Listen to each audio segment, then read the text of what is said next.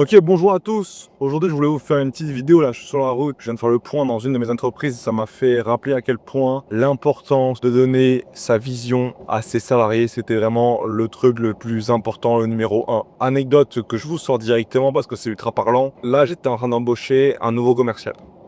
Un nouveau commercial, ce que je fais à chaque fois pour son premier jour, c'est que je lui dis, bah écoute, tu peux directement te lancer dans le pain. Je vais générer le script qu'il a pu taffer. Donc là, globalement, il arrive, premier jour, jour 1, il est prêt. Sauf que c'est toujours bien au début de prendre effectivement la matinée pour lui expliquer et de lui donner la vision de la boîte. Il y a deux visions que je veux donner.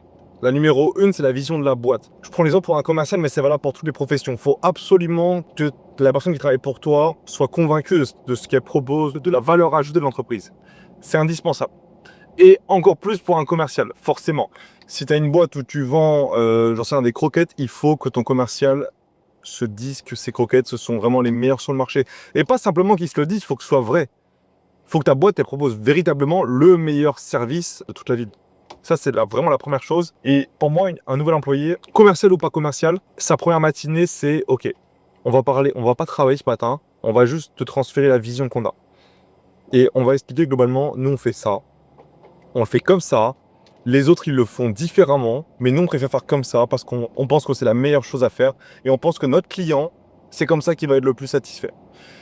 Donc, vraiment, et aussi parler également du développement. Là, aujourd'hui, on est comme ça.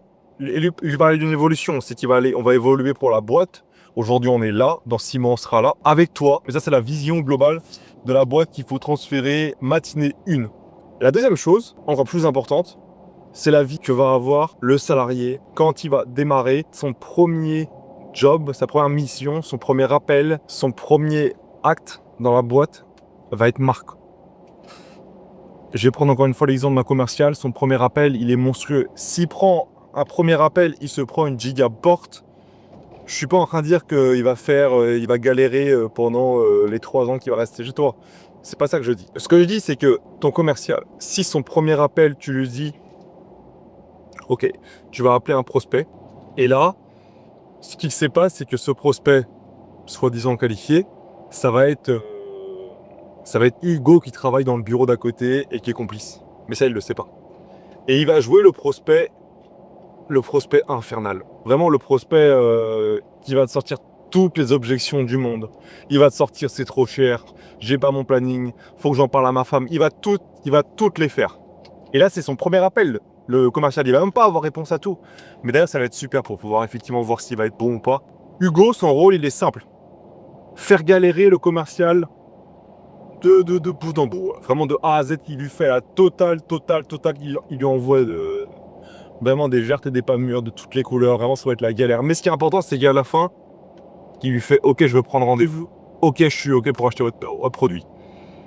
Et ça, je peux te dire que pour un commercial, si son premier appel, c'est une galère monstrueuse qui se conclut par un truc positif, mais il va être surboosté. Et il faut évidemment pas qu'il le sache. Ça, tu lui dis dans 2 mois. Pour rigoler autour d'un verre. Pour vraiment pour lui dire, ouais, tu te rappelles de ce premier prospect? Bah voilà, c'est Hugo, il est assis en face de toi.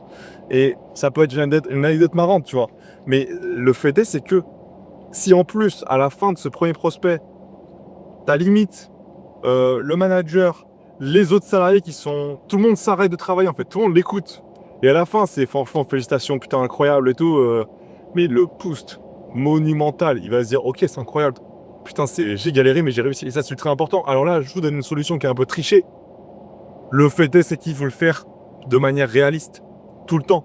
Quand quelqu'un, il fait un truc qui est super, si tu n'apportes pas de la valeur là-dessus, finalement, ce qu'il a fait de super, c'est pas valorisé, c'est dommage, tu vois.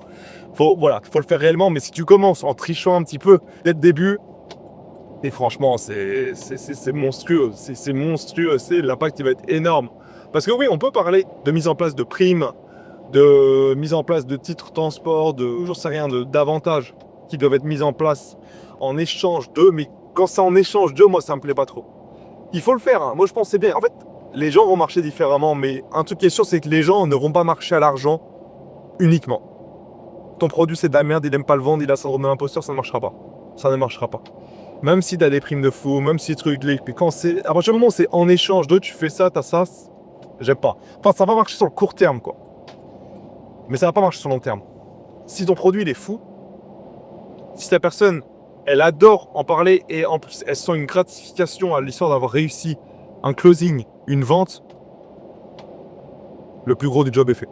Voilà, c'est tout ce que je voulais vous parler. Je suis arrivé, donc je vais m'arrêter. Je vais m'arrêter là, c'était un trajet assez rapide. Mais je pense que je vais vous en faire plusieurs des vidéos comme ça quand je suis dans le gros Cayenne Turbo et que j'ai un sujet en tête. Ça peut être hyper intéressant de vous apporter de la valeur de manière assez rapide, comme ça, assez efficace. Mettez un commentaire si vous avez une question sur ce sujet. N'hésitez pas à vous abonner à cette chaîne business ultra importante. Et je vous en enverrai d'autres des vidéos de ce même type que là. Allez, à la prochaine.